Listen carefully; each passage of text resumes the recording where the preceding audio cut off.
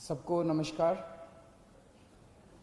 दोस्तों, दिल्ली में कोरोना काफ़ी फैला हुआ है और जनता के साथ मिलके, केंद्र सरकार के साथ मिलके हम इसे काबू करने की पूरी कोशिश कर रहे हैं एक तरफ, और दूसरी तरफ जिन लोगों को कोरोना हो जाए उनके इलाज की समुचित व्यवस्था करने की कोशिश कर रहे हैं। आज दिल्ली में लगभग 25,000 एक्टिव केसेस हैं। 33,000 लोग ठीक होके अपने अपने घर जा चुके हैं। 25,000 लोग ऐसे हैं जिनको अभी भी कोरोना है।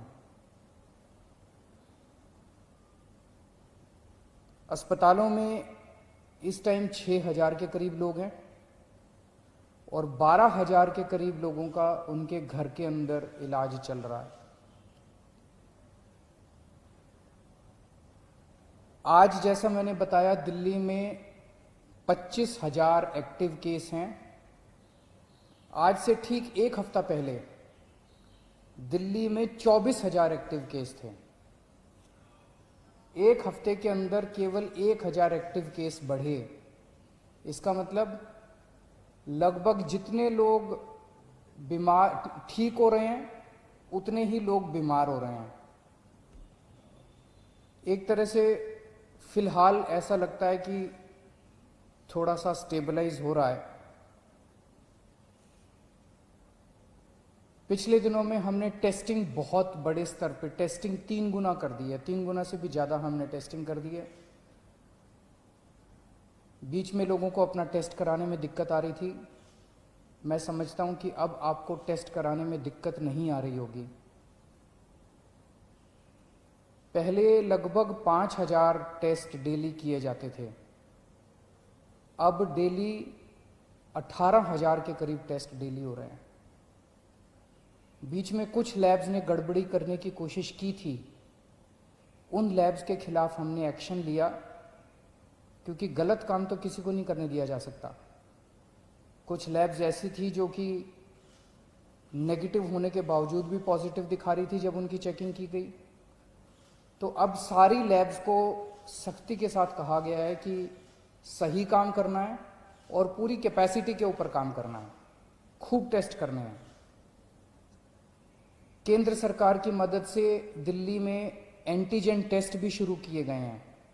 एंटीजन टेस्ट रैपिड टेस्ट होता है, 15 मिनट में, आधे घंटे में पता चल जाता है।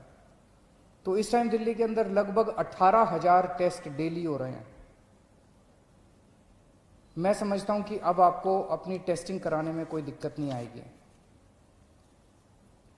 जिन लोगों का इलाज हम घर पे करते हैं, जो लोग माइल्ड होते हैं, कम बुखार है, थोड़ी सी खांसी है या कोई सिम्टम नहीं है, ऐसे लोगों का इलाज उनके घर में ही रह के किया जाता है। उसमें हम डेली, हमारी टीम उनको फ़ोन करती है, उनसे हालचाल पूछती है, बुखार तो नहीं हुआ,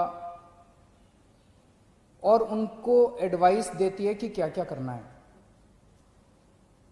अब हम इसमें कोरोना में हमने देखा कि एक ही चीज़ की समस्या सबसे ज़्यादा होती है कि मरीज का ऑक्सीजन लेवल गिर जाता है, मरीज को सांस लेने में तकलीफ होती है, मरीज को ब्रेथलेसनेस होती है और मरीज को तुरंत ऑक्सीजन देने की ज़रूरत पड़ती है। अगर मरीजों को सही टाइम पे तुरंत ऑक्सीजन मिल जाए तो कई मरीजों को बचाया जा सकता है। तो इसके लिए अब हमने क्या किया है कि जितने अब होम क्वारंटाइन के केसेस होंगे, होम आइसोलेशन के, दिल्ली सरकार हर होम आइसोलेशन वाले केस को एक ऑक्सी पल्स मीटर देगी। आप उस पल्स मीटर को अपने घर रखिए, जब आप ठीक हो जाएं सरकार को वापस कर दीजिए 10 दिन के बाद। उस पल्स मीटर से आप हर घंटे में, 2 घंटे में आप अपनी ऑक्सीजन नापते रहिए। अगर आपकी ऑक्सीजन कम होती है, हम आपको एक फ़ोन नंबर दे देंगे, उस पर फ़ोन कर दीजिएगा। हर डिस्ट्रिक्ट में हम ऑक्सीजन के कॉन्सेंट्रेटर रख रहे हैं। तुरंत हमारी टीम कॉन्सेंट्रेटर लेके पहुंच जाएगी जल्द से जल्द, और आपको तुरंत आपके घर में ऑक्सीजन दे दी जाएगी, और अगर ज़रूरत पड़ेगी तो आपको अस्पताल में शिफ्ट कर दिया जाएगा। कई बार हमने देखा है कि ऑक्सीजन तुरंत न मिलने की वजह से अस्पताल में शिफ्ट करने तक इतने में ही कई बार मरीज कभी कभी कोलैप्स कर जाता है।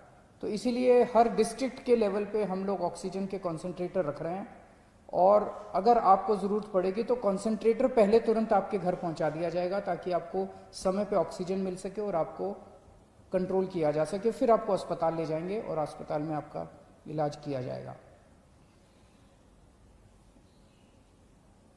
12 जून को दिल्ली के सारे अस्पतालों में मिला के 5300 बेड्स भरे हुए थे। आज की डेट में 6200 बेड भरे हुए हैं। तो लगभग 10 दिन में केवल 900 बेड भरे। इन 10 दिनों में 23,000 नए मरीज आए। 23,000 नए मरीजों में से केवल 900 बेड्स की ज़रूरत पड़ी, एक्स्ट्रा बेड्स की ज़रूरत पड़ी।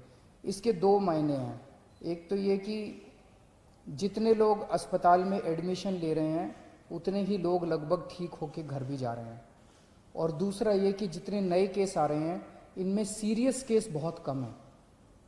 माइल्ड केस और एसिम्टोमेटिक केस ज़्यादा हैं जिनका हम घर पे इलाज कर रहे हैं। सीरियस केस बहुत कम है जिनको अस्पतालों की ज़रूरत पड़ रही है।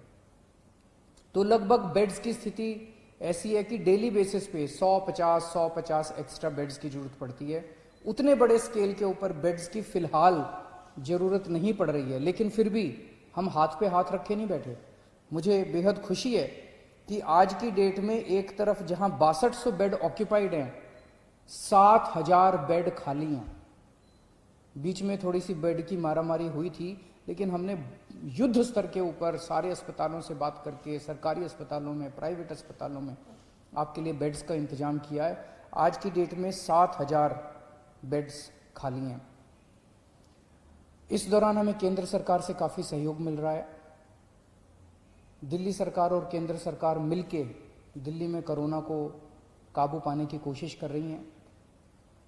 ये समय राजनीति करने का नहीं है, ये समय आपस में लड़ाई झगड़े का नहीं है।